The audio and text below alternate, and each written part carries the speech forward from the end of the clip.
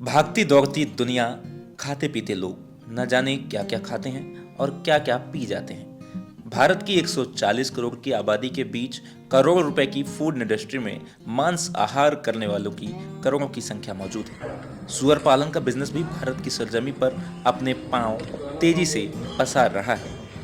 BTech किए engineer ने जब लाखों के पैकेज को ठुकरा कर समाज की तोहमतों से जूझते झगड़ते सुअर का फार्म स्थापित किया तो लोगों ने कहा तुमसे ना हो पाएगा। लेकिन बाबू मोशाय, जिंदगी ऐसा अंतरजाल है, यहाँ हो रहा है जो कुछ, यूँ तो सब कुछ बवाल है। लोगों को देखेंगे तो आप जिंदगी में कुछ नहीं कर पाओगे, क्योंकि कोई भी बिजनेस होगा उसमें लोग प्लस माइनस तो हमेशा बोलेंगे कि भाई ये माइनस है, ये ऐसा है वैसा है। तो लोग आपको, जब तक आप सक्सेस नहीं होते तब तक लोग निगेटिव ही बोलेंगे, और जब आप सक्सेस हो जाओगे तो आपके पीछे वही जो लोग निगेटिव बोलते थे वही आपके पीछे चलना चालू कर देंगे। और आज की डेट में वैसे ही हो रहा है। जितने समाज के लोग बोलते थे ये धंधा अच्छा नहीं है, बेकार धंधा है, अपना धंधा नहीं, आज वही आके यहाँ ट्रेनिंग लेते हैं और नया चालू करने की प्लानिंग कर रहे हैं। साहिर साहब ने क्या खूब कहा था, हजार बर्फ गिरें लाख आंधियां उठें, वो फूल खिल के रहेंगे जो खिलने वाले हैं। नमस्कार दोस्तों, अभिनंदन है आपका हमारे इस वीडियो में। आज हम आपको मिलवा रहे हैं मध्य प्रदेश के छोटे से शहर रीवा के युवा इंजीनियर किसान से। मेरा नाम अनीश सिंह है, ग्राम हरदी 631, तहसील गुड़, जिला रीवा, मध्य प्रदेश का रहने वाला हूँ। मेरा पहले से ही प्लानिंग था, जब मैंने मैकेनिकल इंजीनियरिंग की थी उस समय से ही प्लानिंग था कि आगे चल के मुझे बिजनेस करना है, ना कि जॉब करनी है, अपना खुद का कोई बिजनेस सेटअप करना है। तो ऐसे ही मैं यूट्यूब में देख रहा था पिगरी फार्म का, तो मुझे बिजनेस अच्छा लगा। तो इसके बाद मैंने royal green pig farm visit किया, फिर वहाँ 10 दिन की ट्रेनिंग ली। जिन्होंने लाखों की सैलरी को ना कहते हुए अपनी ऊर्जा, अपनी क्षमता का उपयोग स्वयं का बिजनेस खड़ा करने में लगा दिया और आज 40 लाख का फार्म इनके पास मौजूद है, जहां 250 से 300 सुअर मौजूद हैं और 30 से 40 हजार रुपए में एक सुअर की कीमत बाजार में आसानी से मिल जाती है। के साथ सोन कुमार, और आज हम मौजूद हैं सर ये गांव महाडंगली हरदी गांव में, और आज हमारे साथ बातचीत करने के लिए हैं अनिश सिंह जी। अनिश जी, बहुत बहुत स्वागत है आपका हमारे चैनल में। और आज जैसा कि हम आपके पिगरी फार्म में आए हैं, आप सुअर पालन का बिजनेस कर रहे हैं, कैसे करते हैं, किस तरीके से आपने शुरुआत करी उसकी, पिगरी फार्म खोलने के लिए कैसे आइडिया आया आपका, ठीक है, किस तरीके से आपने ये शुरुआत करने के बाद इस पर प्रॉफिट कमाया, क्या लॉस है, कितनी मॉर्टेलिटी होती है, कौन कौन सी बीमारियां सुअर पालन करने के बाद जो बच्चे होते हैं सुअर के उनको लग सकती है, या जो फीमेल या मेल जो भी हैं सुअर उनको बीमारी किस तरीके से लगती है, किस तरीके से उनकी रक्षा करते हैं आप, और बहुत सारी चीजें हम आपसे जानने की कोशिश करेंगे। और जानने का जो हमारा मेन उद्देश्य है जो वो ये है कि हमारे जैसे, जो आपके जैसे और मेरे जैसे जो युवा हैं, 10,000 20,000 रुपए की नौकरी के लिए प्रदेश निकल जाते हैं, कमाते हैं, कहीं ना कहीं उनके दिमाग में भी इच्छा होती है कि बिजनेस किस तरीके से स्टेबल किया जा सकता है। जैसा कि कैमरे के पीछे भी मेरी आपसे बातचीत हो रही थी, आपने उस पर भी ये जिक्र किया कि आप भी एक नौकरी पेशा ही इंसान थे और आपके दिमाग में भी ये चल रहा था कि एक बिजनेस ही स्टेबल करना है। आज की डेट में जैसा आपने बताया कि 2 से 3 साल हो गए आपको, आपने एक अच्छा बिजनेस स्टेबल कर लिया है, कैसे शुरुआत हुई इसके बारे में थोड़ा सा आप बता दीजिए। राम राम भाइयों। पिग फार्म चालू करने के पहले मैं स्टील प्लांट में प्रोडक्शन मैनेजर था। उसके बाद मेरे मन में 10 साल पहले से ही वो था कि मैं कुछ ना कुछ बिजनेस चालू करूँगा। जब मैंने अपनी जॉब की स्टार्टिंग की थी तब से मेरे दिमाग में था कि कुछ बिजनेस चालू करने के पहले एक जॉब करना ज़रूरी है। उससे क्या है, आदमी को workman handling, work power handling, ये सब चीज़ें आ जाती हैं, वर्क मैनेजमेंट आ जाता है। तो जॉब करते करते ही मेरे मन में आइडिया आया कि पिग फार्मिंग चालू की जाए। तो उसके लिए मैंने हरियाणा में रॉयल ग्रीन पिग फार्म में विजिट की। उसके बाद वहाँ मैंने ट्रेनिंग ली। ट्रेनिंग के बाद फिर मैं आया अपना पिग फार्म चालू करने। पिग फार्मिंग में सबसे ज़रूरी है ट्रेनिंग। अगर आपको बेसिक नॉलेज नहीं है, दवाइयों का नॉलेज नहीं है, तो आप सक्सेस नहीं हो पाओगे, क्योंकि ये जानवर अगर बीमार हुए तो इनके मॉर्टेलिटी के चांस ज़्यादा होते हैं। तो बीमारी को आपको तुरंत आइडेंटिफाई करना होगा और उनका इलाज करना होगा। अगर आपने बीमारी पकड़ ली 1 या 2 दिन में तो जानवर में कोई मॉर्टेलिटी नहीं आती, लेकिन अगर वो 2-3 दिन बीमार रह गया तो उसके बचने के चांसेस कम होते हैं। यानी एक तरीके से ये बात की जाए कि जैसे बच्चे होते हैं, बूढ़े होते हैं, जवान होते हैं, और जो आदमी जो बोलने लायक है, उन्होंने अपनी बीमारी बता दी कि मुझे यहाँ दर्द हो रहा है, वहाँ दर्द हो रहा है। कहीं ना कहीं इन जानवरों में, एक ऐसा जानवरों के साथ जो बिजनेस किया जाता है उसमें यह है कि वो बोल नहीं सकते, वो अपनी बीमारी नहीं बता सकते। उनकी बीमारी आइडेंटिफाइड होती है। एक्चुअली क्या होता है कि जब हम जानवरों को फीड देते हैं तो जानवर सुस्त पड़ा रहता है, खाना नहीं खाता, बाकी टाइम भी वो सुस्त पड़ा रहता है। तो अगर जानवर सुस्त पड़ा है तो उसको कुछ ना कुछ तो प्रॉब्लम है। वहीं से उसकी बीमारी का हम आइडेंटिफिकेशन कर सकते हैं, उसका टेम्परेचर चेक कर सकते हैं कि उसको बुखार है, निमोनिया है या और कोई लक्षण है, तो आपको दिखने लगेंगे। तो वहाँ से हम उसके आगे की इलाज की वो करते हैं कि इसको क्या चीज़ देनी है, बुखार है तो कौन सी दवा देनी है, निमोनिया है तो कौन सी दवा देनी है, या और कोई बीमारी प्रॉब्लम है तो उसके लिए क्या। सेट दिख रहा है जी। कैसे निर्माण कराया आपने, कितने सुअर एक बार आपने जो पहली बार लाए थे, कहाँ से लाए थे, कैसे लाए थे, उसके बारे में थोड़ा बता दीजिए। मैं 11 फीमेल लेके आया था रॉयल ग्रीन पिग फार्म से, और उसके बाद ये अपना बिजनेस चालू किया। मेल मैंने यहीं से लिया था, रीवा से एक ठाकुर साहब उनके पास था।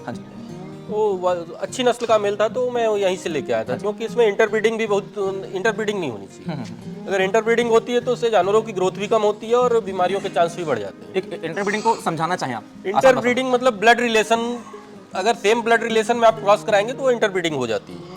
तो कभी भी ब्लड रिलेशन में क्रॉसिंग नहीं होनी चाहिए। उससे क्या होता है, बच्चे बीमार भी पैदा होते हैं, कभी मरे हुए पैदा होंगे, कई तरह की बीमारियां आ सकती हैं।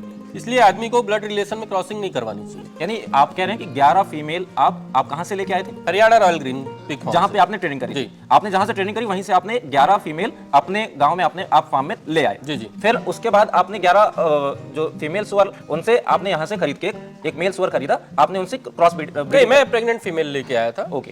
तो मेरी फीमेल जब बच्चा थी तो उसके लिए यहाँ से फिर सुअर खरीदा और उससे उनको क्रॉस करवाया। उस क्रॉस करवाया और फिर आपने यहाँ पे जो फार्म में आपके सुअर की तादाद है वो धीरे धीरे बढ़ने लगी। जी। अच्छा, 11 सुअर की कीमत क्या रही होगी? 11 सुअर की कीमत उस समय 2.5 लाख रुपए थी और करीब 35,000 रुपए आने का खर्चा था। जी। मतलब टोटल 3 लाख के आसपास अपने को पड़ गया था। टोटल इन्वेस्टमेंट आपको 3 लाख। उसके पहले आपने यहाँ पे कुछ फार्म वगैरह? जानवर देखिए हमको 3 लाख में पड़ा था। जी। और फार्म कंस्ट्रक्शन में 80 बाई 30 का फार्म है। जी। तो करीब जो मैं दिखाना चाहूंगा, कैमरामैन प्लीज वो दिखा दीजिए। जो बगल वाला फार्म है अनीश जी ने, वो पहले आपने वो निर्माण कराया था 80 बाई 50, 80 बाई 30, 80 बाई 30 में वो आपने निर्माण कराया था। उसकी लागत कितनी आई होगी शुरुआत में? देखिए लागत तो अपने ऊपर डिपेंड करती है। आप 80 बाई 30 का फार्म 8 लाख में भी रेडी करवा सकते हैं, 10 में भी करवा सकते हैं, 15 में भी करवा सकते हैं। हमारा ये फार्म करीब करीब 12 लाख में रेडी हुआ था। जी। क्योंकि इसमें हम सब 1 नंबर का मटेरियल यूज किए थे।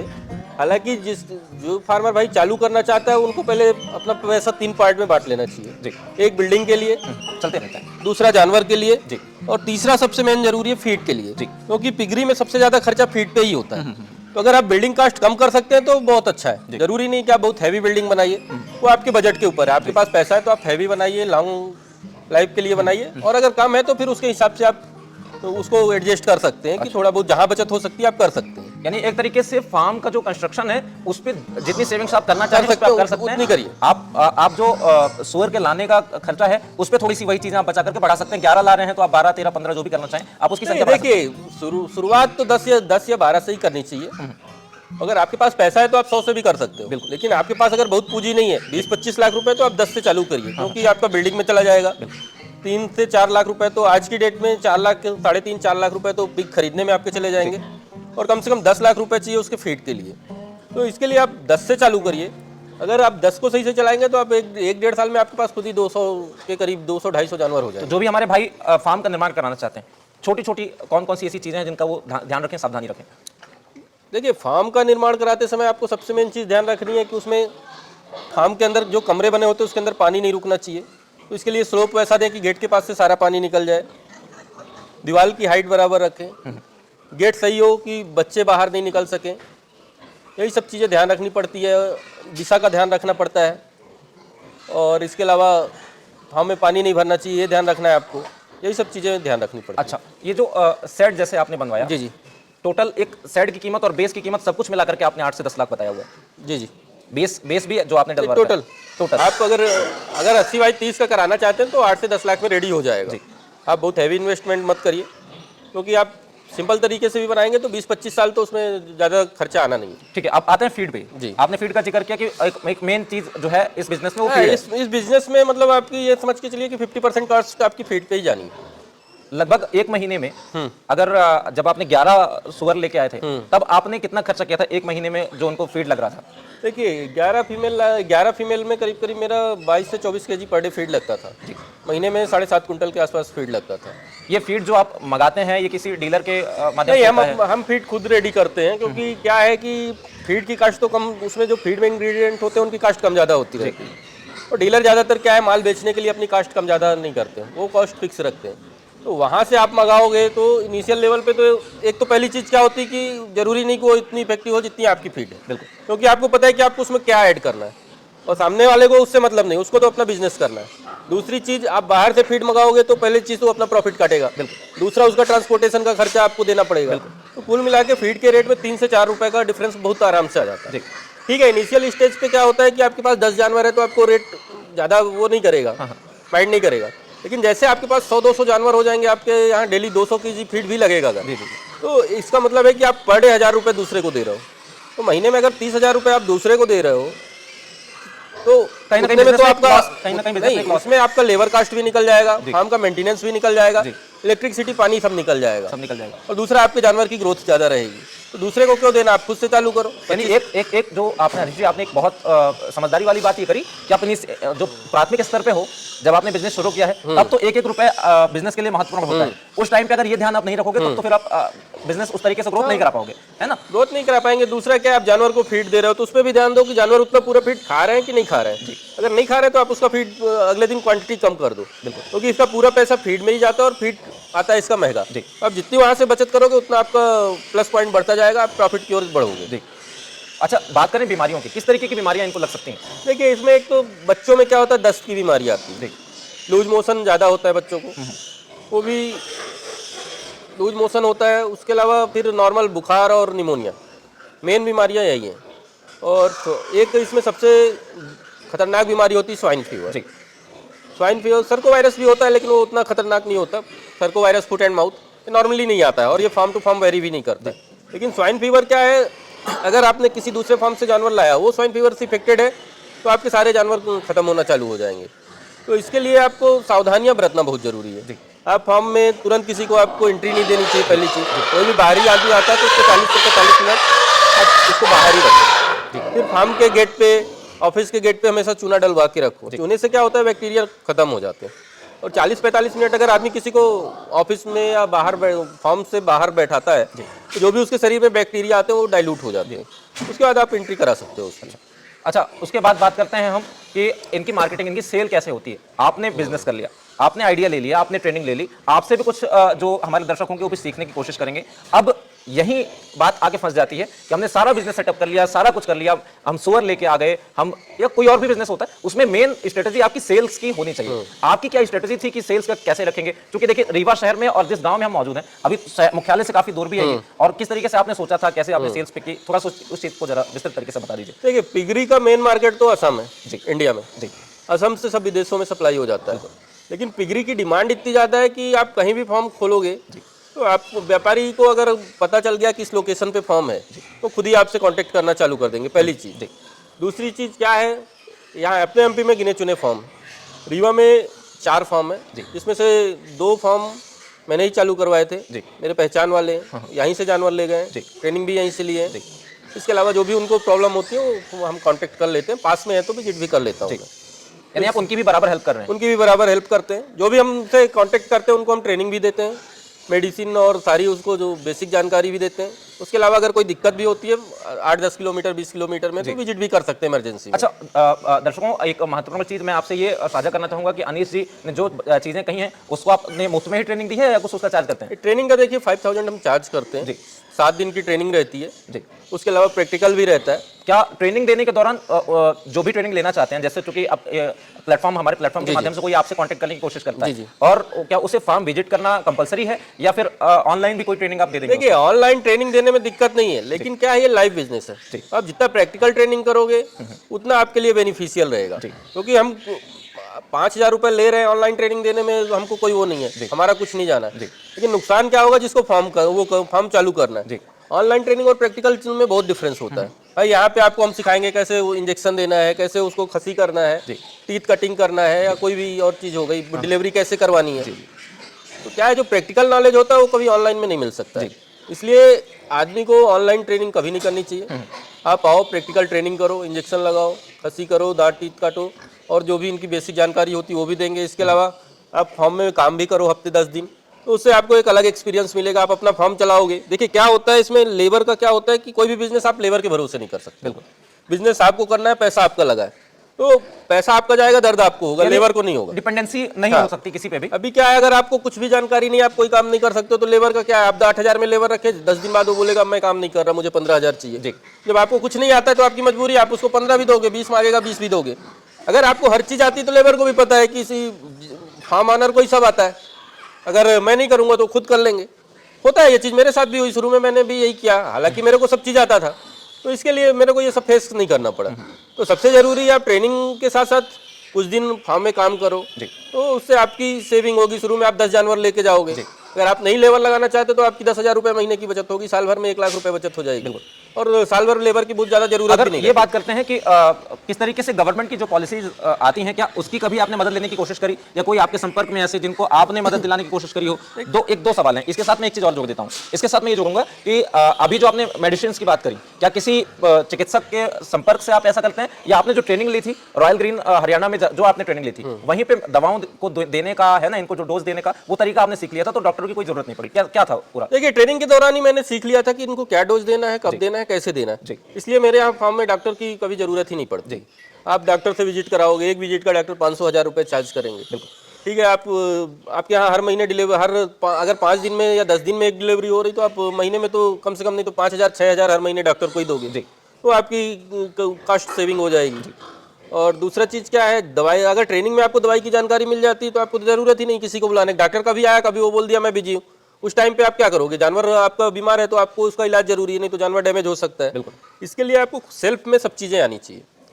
दूसरी चीज, ये जो मेरा दूसरा सवाल था कि गवर्नमेंट पॉलिसीज चलती हैं, देखिए उसका कभी लाभ लेने की कोशिश, या आपने खुद से ही इन्वेस्टमेंट करा है? कोई योजना ऐसी आपके? इस फॉर्म में सारा इन्वेस्टमेंट मेरा खुद का ही है। गवर्नमेंट पॉलिसी से, एनएलएम से स्कीम काफी चलती है, लेकिन उनका प्रोसीजर बहुत लंबा होता है। आप फार्म चालू करने की सोच रहे हो और आप गवर्नमेंट उसमें जाओगे तो एनएलएम से तो उतनी दिक्कत नहीं होती। बैंक आपको लोन देने में बहुत प्रॉब्लम करेंगे। आप 1 करोड़ का लोन स्कीम है, उसमें 40 लाख 50 लाख रुपए सब्सिडी है, लेकिन बैंक बोलेगा कि आप उसको मॉर्गेज कराइए, ये कराइए, वो कराइए, तो उसमें ही आपका साल 1.5 साल चला जाएगा।